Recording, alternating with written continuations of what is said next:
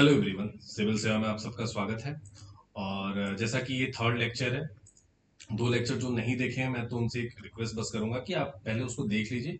Otherwise थोड़ा सा दिक्कत होती है। मैंने पहले ही क्लास में बताया था कि क्रोनोलॉजी को समझिएगा। ये कंप्लीट फ्री लेक्चर है, ठीक है। ये कंप्लीट फ्री लेक्चर है जिसको कि हम लोग देखेंगे।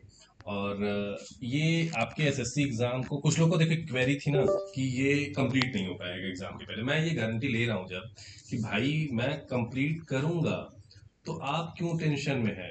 ठीक है, जब सामने वाला गारंटी ले रहा है तो आप क्यों कंफ्यूजन में हैं? जब मैं कह रहा हूं कि मैं करा दूंगा आपका, ठीक है, और फ्री करा रहा हूं, मैं कंप्लीटली एक एक चीजें आपको दे रहा हूँ, पीडीएफ प्रोवाइड करा रहा हूँ आपको, क्विज मैं प्रोवाइड करा रहा हूँ, ठीक है। क्विज मैं प्रोवाइड करा रहा हूँ, प्लस आपको मेंटरशिप मैं प्रोवाइड करा रहा हूँ। क्या चाहिए आपको फ्री में? जीके की क्विज है, इंग्लिश की क्विज है, फ्री में। आइए, लिंक डिस्क्रिप्शन में दिया हुआ है, जाइए वहां से जुड़िए। ठीक है, तो बेसिक चीजें दी गई हैं, आप उसको भी नहीं फॉलो करेंगे तो ये गलत बात है ना।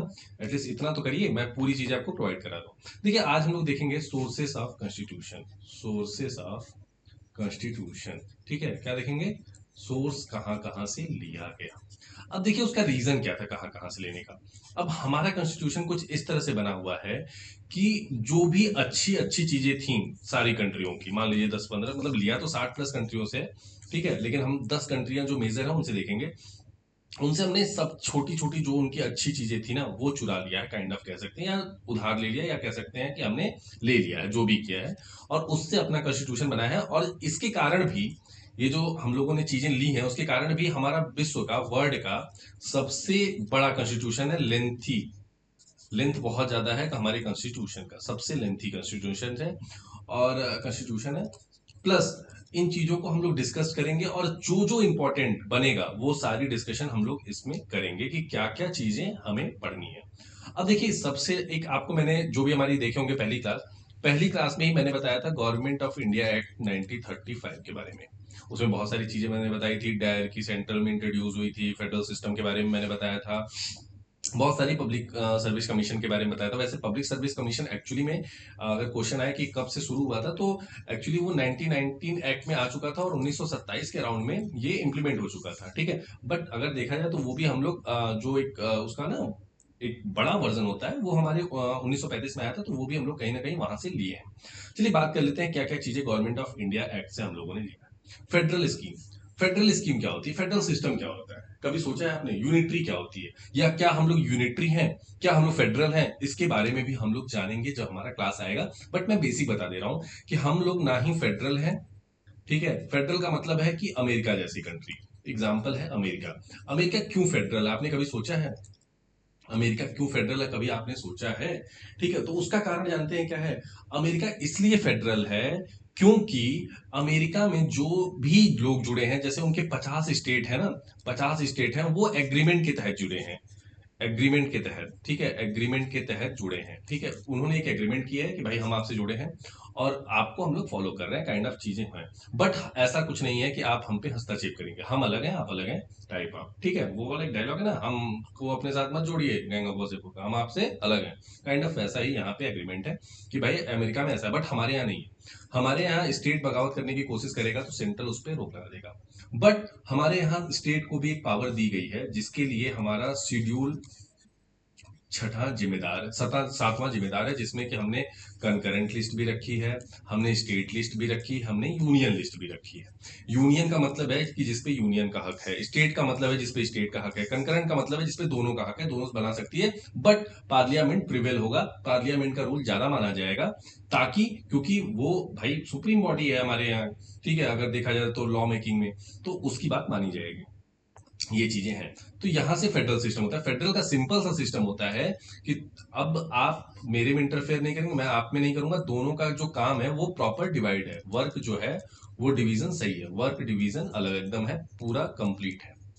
तो आपको ये चीजें समझ में आ रही होंगी। तो फेडरल स्कीम जो हमने ली है वो गवर्नमेंट ऑफ इंडिया एक्ट से ली है। जुडिशरी, जो हमारा जुडिशरी का सिस्टम है वो भी काइंड ऑफ कहीं ना कहीं काफी चीजें तो ली है गवर्नमेंट ऑफ इंडिया एक्ट से। गवर्नर का ऑफिस, बट ये हमारे यहाँ गवर्नमेंट ऑफ इंडिया एक्ट से नहीं है, क्योंकि गवर्नर का ऑफिस तो है बट गवर्नर का सिस्टम जो था ना वो हमने लिया है किससे? वो हमने कनाडा से लिया है, ठीक है। इमरजेंसी प्रोविजन, तो इमरजेंसी प्रोविजन में भी जो सस्पेंशन वाला है ना, वो हमने कहाँ से लिया है? वो हमने लिया है जर्मनी से, ठीक है, ये चीजें ध्यान रखिएगा, जर्मनी से। पब्लिक सर्टिफिकेशन मैंने बता दिया, एडमिनिस्ट्रेशन डिटेल, ये चीजें। और हमने अपनी जो 50% चीजें हैं ना वो गवर्नमेंट ऑफ इंडिया से ली है। अब मैं बताता हूँ कुछ एग्जांपल्स जो कि बहुत ही इंपॉर्टेंट है। अब देखिए ऑस्ट्रेलिया, ऑस्ट्रेलिया से हमने लिया है कंकरेंट लिस्ट। मैंने थोड़ी देर पहले बताया ना कंकरेंट लिस्ट क्या होता है, इसको समावर्ती सूची भी बोलते हैं। कंकरेंट लिस्ट मतलब होता है कि आप जैसे एक लिस्ट बना दी जाएगी, उसमें मान लीजिए 60-70 सब्जेक्ट फिक्स कर दिया गया। अब उस पे दोनों गवर्नमेंट मतलब स्टेट गवर्नमेंट भी रूल बना सकती है और सेंट्रल गवर्नमेंट भी। बट अगर सेंट्रल गवर्नमेंट ने रूल कोई बनाया है और उस पे स्टेट पे भी वो हस्तक्षेप कर रहा है कि भाई आपको भी ये फॉलो करना होगा, तो वो फॉलो करना पड़ेगा, क्योंकि वहां पे सेंट्रल प्रिवेल कर जाएगा, ठीक। फ्रीडम ऑफ ट्रेड, ट्रेड की फ्रीडम जो है वो दी गई है, ठीक है। Commerce and intercourse, joint sitting of house of parliament. अब देखिए ये बहुत इंपॉर्टेंट है, ज्वाइंट सिटिंग जो होती है वो हमने कहां से ली है, ऑस्ट्रेलिया से ली है। अब यहाँ पे एक क्वेश्चन बनता है कि ज्वाइंट सिटिंग का जो अध्यक्षता है, जो वहां पे जो बैठते हैं मेन, जो लीडरशिप करते हैं ज्वाइंट सिटिंग की, ज्वाइंट सिटिंग मतलब राज्यसभा और लोकसभा दोनों का एक साथ जो बैठक होती है, उसका हेड कौन होता है, जब उसको स्पीकिंग मतलब जो उसका स्पीकर या फिर कह लीजिए चेयरमैन कौन होता है, वो होता है स्पीकर। बट ज्वाइंट सिटिंग को कॉल कौन करता है, तो कौन कॉल करता है, प्रेसिडेंट। मतलब बुलाने का काम क्या है, प्रेसिडेंट। जैसे आप मान लीजिए गांव में है, आप गांव में एक बच्चे को बोल दिए कि भाई उनको बुला लाओ, ठीक है। बट यहाँ पे प्रेसिडेंट बच्चा नहीं है, तो मतलब या तो ऐसा देखिए केस ऐसा समझ लीजिए आप कि आपके गांव में एक बुजुर्ग आदमी है और 2-3 लोगों को बुलाना है, ठीक है, 2 लोगों को बुलाना है, तो बुलाने का काम उस बुजुर्ग आदमी करेगा। लेकिन अब दोनों को संभालना है, दोनों झगड़ा ना करें, तो इसलिए एक जवान आदमी तैयार कर रखा गया है। तो वो जवान आदमी कौन है, हमारा स्पीकर है, ठीक है। स्पीकर हमारा कौन सा है, वो जवान आदमी है जो कि इनको समझाएगा कि भाई ऐसा है कि आप लोग जो किसी मुद्दे पे बहस कर रहे हैं उसको साथ में मिलके बैठ के सुलझा लेते हैं। लेकिन बुलाने का कौन काम करता है, वो हमारा गांव का जो बुजुर्ग आदमी होता है, उसे हम लोग प्रेसिडेंट मान लो बोलते हैं, ठीक है। तो ये होता है ज्वाइंट सिटिंग का कॉन्सेप्ट, ठीक, एकदम clear. Joint sitting of two houses of parliament. Canada, अब कनाडा से हमने क्या लिया है, federal federation of strong centre, vested residuary power in the central, appointment and state governor. देखो मैंने बताया ना गवर्नर का सिस्टम यहाँ से लिया गया है।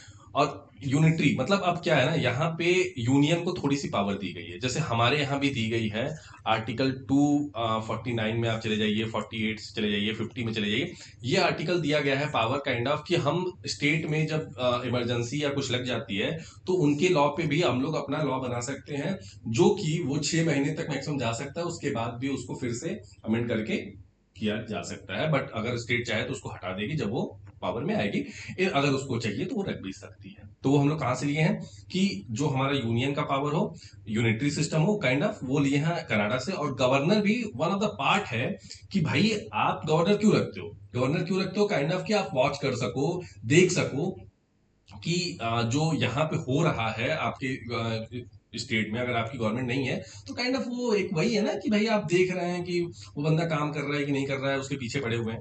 तो वो भी एक स्टेट गवर्नमेंट का स्टेट गवर्नमेंट एक मतलब गवर्नर जो है वो हथियार टाइप का है, जो कि सेंट्रल का वहां पे काम करता है। अब advisory jurisdiction of supreme court, जो एडवाइजरी ज्यूरिडिक्शन है सुप्रीम कोर्ट का, मतलब किसी चीज में जैसे सुप्रीम कोर्ट के पास पावर होती है कि वो अपनी एडवाइस दे सकता है, वो कहां से ली गई है, वो कनाडा से ली गई है, ठीक है। अपॉइंटमेंट भी ली गई है गवर्नर की, सुप्रीम कोर्ट की जो एडवाइजरी वो भी ली गई है, और रेसिड्यूरी पावर भी ली गई है सेंट्रल की, जो कि स्ट्रॉन्ग फेडरेशन में मतलब फेडरेशन में स्ट्रॉन्ग सेंटर को बनाता है। मतलब अगर देखिए है तो फेडरेशन काइंड ऑफ चीज, फेडरेशन का मतलब एग्रीमेंट नहीं है, बट फेडरेशन का मतलब ये है कि हम दोनों अपना अपना काम करेंगे, बट अगर कभी जरूरत होगी तो सेंट्रल पावरफुल हो जाएगा। मतलब सेंट्रल काइंड ऑफ यहाँ पे शेर है, और यहाँ पे बाकी चीता उता है स्टेट कि ताकतवर उन्हें भी है, लेकिन इतनी ताकतवर नहीं है कि शेर आ रहा है तो आप उस चीज पे हस्तक्षेप कर सके। तो सेंट्रल काइंड ऑफ एक बड़ा जानवर है, बड़ा ताकतवर आदमी है, और स्टेट जो है एक छोटा ताकतवर आदमी है। बट अगर जब दोनों की बात की जाएगी, दोनों को अलग अलग काम दिया हुआ है, लेकिन अगर वहीं पे मुद्दा लड़ाई की हो जाती है तो सेंट्रल को पावर ज्यादा दी गई है। अब आते हैं आयरलैंड पे। डीपीएसपी, डीपीएसपी मतलब राज्य नीति निर्देशक सिद्धांत जो हमारा है, वो पार्ट किसमें है, 4 में है। और इसमें 3 चीजें हैं, सोशल चीजों पे डिवाइड किया गया है, कम्युनिस्ट चीजों पे डिवाइड किया गया है, और गांधीयन फिलोसफी पे। ये 3 फिलोसफी पे एक्चुअली डिवाइड किया गया, बट ये कॉन्स्टिट्यूशन में मेंशन नहीं है। तो कई बार ये भी पूछ देता है कि कॉन्स्टिट्यूशन में मेंशन है या नहीं है। तो डीपीएसपी हमारा कहां से लिया गया, आयरलैंड से लिया गया। ये बहुत इंपॉर्टेंट क्वेश्चन है, कई बार आ चुका है। डीपीएसपी को मैं अच्छे से पढ़ाऊंगा अभी आगे की क्लास में। Nomination of member of Rajya Sabha, Rajya Sabha के मेंबर का जो नॉमिनेशन होता है ना, वो किस प्रकार से होता है, किस बेसिस पे होता है, वो लिया गया है आयरलैंड से। आपको पता होगा राज्यसभा में नॉमिनेशन होता है लिटरेचर के आधार पे और उनको ज्ञान के आधार पे भी होता है। स्पोर्ट्स में तो इनका हुआ था, सचिन तेंदुलकर का हुआ था, आपको याद होगा उस समय में बहुत ही उनको भारत रत्न मिला था, तो काफी बवाल भी मचा था, बहुत सारी चीजें हैं, तो वो बाद में हम लोग डिस्कस करेंगे। Method of election of president, president का जो इलेक्शन का मेथड है ये मैं पढ़ाऊंगा, सेंट्रल गवर्नमेंट जब पढ़ाऊंगा कि किस तरह से प्रेसिडेंट का इलेक्शन होता है, क्या प्रोसीजर होता है, उसका जो कंडक्टिंग बॉडी होती है वो इलेक्शन कमीशन होती है, इलेक्शन कमीशन आर्टिकल 324 में आता है। ये सारी चीजें हम लोग देखेंगे, बट अभी उसके लिए समय है। अभी ये जान लीजिए कि जो इलेक्शन का प्रेसिडेंट का मेथड था वो आयरलैंड से लिया गया। ये बेसिक है, ये मैं कई बार आपको बताऊंगा कौन सी चीजें कहां से ली गई, तो याद तो पूरा मैं गारंटी करा रहा हूं, लेकिन अगर ये जिम्मेदारी आपको देनी होगी कि आप पूरा पढ़ रहे हैं। Japan, procedure establish by law, ठीक है, प्रोसीजर स्टेब्लिश बाई लॉ कहां से लिया गया है। अब मैं एक होमवर्क दे रहा हूँ, रूल ऑफ लॉ कहां से लिया गया ये बताइए। रूल ऑफ लॉ कहां से लिया गया ये बताइए। प्रोसीजर स्टेब्लिश बाई लॉ बता दिया मैंने, और इक्वलिटी बिफोर लॉ कहां से लिया गया है, इक्वलिटी बिफोर लॉ कहां से लिया गया है। ये दो होमवर्क है, ये आपको सर्च करके बताइए, जैसे बताइए कमेंट बॉक्स में मुझे बता दीजिएगा। जो लोग टेलीग्राम से जुड़े हैं मुझे टेलीग्राम पे बता सकते हैं, they are free to discuss. अब यूएसएसआर जो कि इस समय पे रसिया है, 1991 में ये ब्रेक हो चुका था। अब ये फंडामेंटल ड्यूटीज वहीं से लिया गया है। आइडियल जस्टिस मतलब देखिए, प्रियम्बल अभी मैं पढ़ाऊंगा नेक्स्ट क्लास में। सोशल, इकोनॉमिक एंड पॉलिटिकल जो जस्टिस है ना, वो हम लोग प्रियम्बल से लिए हैं, अरे यूएसएसआर से लिए हैं, कुछ फ्रांस से भी लिए हैं, वो हम लोग आगे देखेंगे। अब हमारा दो बहुत मेजर है जिससे हम लोग मेजॉरिटी चीजें लिए हैं गवर्नमेंट ऑफ इंडिया एक्ट 1935 के बाद। यूके, क्योंकि यूके से इसलिए हम लोग ज्यादा चीजें लिए हैं क्योंकि वो हमारा इसके पहले वो हमारा रूलर था, ठीक है। अब यूके हमारा रूलर था तो मेजॉरिटी चीजें हम लोग वहीं से गेन करेंगे, ठीक है। और एक यहीं पे एक क्वेश्चन बनता है कि अभी रिसेंट में यूके के आज ही एक प्रेसिडेंट चेंज हुए हैं, तो उनका नाम बताइए, ठीक है। कि माफ कीजिएगा, प्राइम मिनिस्टर, उनका पीएम का नाम बताइए, जो पार्टी जीती है उसका नाम बताइए। अभी पीएम तो डिसाइड नहीं हुआ बट नाम बताइए उनका। Parliamentary government rule of, parliamentary government जो है वो वहीं से लिया गया। पार्लियामेंट सिस्टम जो हमारा है, लोकसभा, अपर हाउस, राज्यसभा वाला सिस्टम। अपर हाउस होता है राज्यसभा, लोअर हाउस होता है लोकसभा, तो ये सब चीजें। काउंसिल ऑफ स्टेट भी इनको बोलते हैं, ठीक है। इनको बोलते हैं पॉपुलर चेंबर। पॉपुलर चेंबर बोलने का भी मैं कारण बता दे रहा हूँ कि पॉपुलर चेंबर इसलिए बोलते हैं क्योंकि ये डायरेक्टली इलेक्टेड होते हैं, मतलब डायरेक्टली पीपल इनको इलेक्ट करते हैं, मतलब हम इन्हें डायरेक्टली वोट करते हैं तब ये जाके पार्लियामेंट में पहुंचते हैं, तो इसलिए पॉपुलर चेंबर भी बोला जाता है। Rule of law, rule of law मैंने अभी थोड़ी देर पहले ही बोला था, तो यूके से लिया गया है। और अब इक्वलिटी बिफोर लॉ बचा है, वो भी आप बता ही देंगे। लेजिस्लेटिव प्रोसीजर मतलब जो हमारा लेजिस्लेटिव प्रोसीजर है ना, मतलब जो हम लोग लोकसभा में काम करते हैं या राज्यसभा में काम करते हैं, जो हमारा रूल बनाने का प्रोसीजर होता है वो भी हमने यूके से लिया है। सिंगल सिटीजनशिप, सिंगल सिटीजनशिप हमारे यहाँ जैसे क्या है ना, डबल सिटीजनशिप नहीं है, जैसे यूएसए में डबल सिटीजनशिप है। वो एक आदमी स्टेट का भी सिटीजनशिप होता है और सेंट्रल का भी, बट हमारे यहाँ ऐसा सिस्टम नहीं है। हमारे यहाँ इसलिए ओसीआई है, ओसीआई के बारे में बताऊंगा, ठीक है। ओवरसी सिटीजनशिप वाला, ठीक है। बट काइंड ऑफ चीजें हैं, बट वो नहीं है। कैबिनेट सिस्टम, ठीक है, कैबिनेट सिस्टम जो हमारे यहाँ कैबिनेट पोर्टफोलियो मिलता है, वो सब चीजें है ना, कि जो मतलब मंत्री बनते हैं, मंत्री परिषद बनते हैं, जैसे अमित शाह जी हैं, डिफेंस मिनिस्टर हैं, तो ये जो कैबिनेट सिस्टम है वो कैसे बना, ठीक है। रिट्स, रिट्स बहुत इंपॉर्टेंट है, ये मैं बताऊंगा, आर्टिकल 32 में है, इसे सोल ऑफ कॉन्स्टिट्यूशन भी बोलते हैं भीमराव अम्बेडकर, ठीक है। पार्लियामेंट प्रिविलेज एंड बाईकैमरिज्म, बाईकैमरिज्म मतलब दो टाइप, दो लोकसभा राज्यसभा टाइप की चीजें, मतलब दो सदन हो। फंडामेंटल राइट्स यूएसए से लिया गया है, बहुत ही इंपॉर्टेंट है। फंडामेंटल राइट्स कहां से लिया गया है, यूएसए से लिया गया। देखिए, पार्लियामेंट से रिलेटेड जो चीजें हैं वो यूके से ली गई हैं, बट अगर अभी हम लोग राइट्स की बात करेंगे, जुडिशरी की बात करेंगे, तो वो यूएस से ली गई है। तो फंडामेंटल राइट्स कहां से लिया गया है, यूएसए से। इंडिपेंडेंट जुडिशरी कहां से ली गई है, यूएसए से। जुडिशियल रिव्यू कहां से लिया गया है, यूएसए से। अब जुडिशियल रिव्यू का सही मतलब क्या होता है, जुडिशियल रिव्यू वो चीज है कि जैसे मान लीजिए कोई एक्ट बना, कोई एक्ट बना, और वो जो हमारा कॉन्स्टिट्यूशन जिस बेसिस पे बना है ना, अगर उसकी अवहेलना कर रहा है, उस चीज को नहीं मान रहा है, मतलब लगता है कि कोर्ट को कि ये चीजें गलत हैं, तो कोर्ट खुद ही उस चीज को रिव्यू करता है और रिव्यू करने के बाद उस पर फैसला बनाता है। जैसे कि अमेंडमेंट हुआ था एक, ठीक है, अमेंडमेंट हुआ था 99।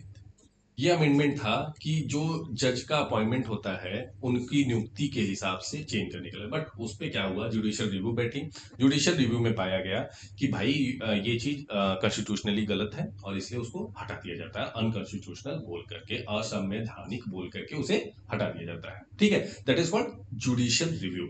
और इसमें बहुत सारी चीजें रही हैं, उस पर हम लोग बात करेंगे, बट चीजें और भी हैं जिसपे हम लोग और डिस्कस कर लेंगे थोड़ी देर में। यहाँ पे कुछ चीजें और मैं बता देता हूँ यहाँ पे कुछ चीजें मैं और बता देता हूँ। जुडिशियल रिव्यू में मतलब बहुत सारे पुराने भी केसेस रहे हैं, लेकिन ये बेसिक स्ट्रक्चर को डैमेज होने से भी बचाता है। अब बेसिक स्ट्रक्चर क्या होता है? बेसिक स्ट्रक्चर के बारे में अगर हम लोग डिस्कस करेंगे तो एक गोलकनाथ केस था। गोलकनाथ केस में पहली बार बेसिक स्ट्रक्चर के बारे में बातचीत हुई थी, करीब करीब 1967-68 की बात है ये। ठीक है, उसके बाद आते हैं केशवानंद भारती जी का केस होता है, उसमें भी बेसिक स्ट्रक्चर की बात की जाती है। ठीक है, तो कई बार ये क्वेश्चन भी आ जाता है। इम्पीचमेंट ऑफ प्रेसिडेंट, इम्पीचमेंट मतलब प्रेसिडेंट को कैसे हटाया जाए, और इम्पीचमेंट वर्ड जो हमारे कॉन्स्टिट्यूशन में बेसिकली बस प्रेसिडेंट के लिए यूज होता है।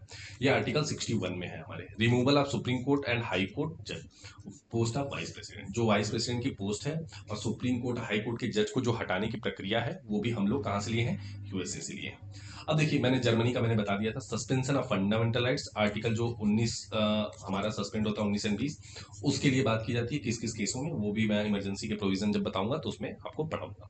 अफ्रीका से हम लोग क्या लिए? Procedure of amendment of Indian constitution. जैसे हम लोग 2/3 कहीं कहीं रहते हैं, कहीं कहीं सिंपल मेजोरिटी से ही कर लेते हैं काम, कहीं कहीं स्पेशल मेजोरिटी चाहिए होती है, तो वो जो प्रोसीजर है ना अमेंडमेंट करने का, वो हम लोग साउथ अफ्रीका से लिए हैं। Election of member of Rajya Sabha, Rajya Sabha के मेंबर का इलेक्शन जो होता है, वो प्रोसीजर हम लोग भी साउथ अफ्रीका से लिए हैं, क्योंकि उससे हम लोग का पैसा बच जाता है। उसका कारण ये है कि अगर हम लोग बड़ा बड़ा इलेक्शन बार बार कराएंगे तो उससे हमारा पैसा बहुत ज्यादा इन्वेस्ट हो जाएगा, और उसके चलते हम लोगों ने इलेक्शन कराया, इलेक्शन, और जिसके कारण इलेक्शन ऑफ राज्यसभा का मेंबर का इनडायरेक्ट इलेक्शन होता है।